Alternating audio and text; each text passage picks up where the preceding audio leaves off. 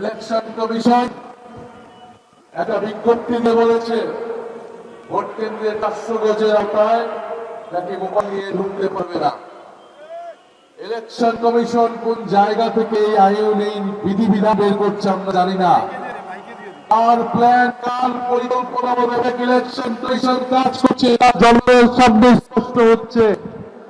আমরা হুঁশিয়ারি দিচ্ছি আজকে সন্ধ্যার মধ্যে দিনের আলো থাকতে থাকতে এই বিধিবিধান পরিবর্তন করেন, আগামীকাল আর ইলেকশন কমিশন ঘেরাও হবে।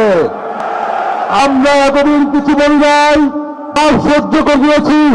ইলেকশন দ্বার প্রান্তে এসে ইলেকশনের প্রাক্তন এসে এলেনের ভোট পদ্ধতি মিডিয়াকে ব্ল্যাক আউট করে দেওয়া হবে, মানুষের কণ্ঠস্বর মানুষের তথ্য অধিকারকে রক্ষা দেওয়া হবে। ধরনের কোন আইন করা হলে সেই আইন মেনে নেওয়া হবে না ইনশাল্লাহ।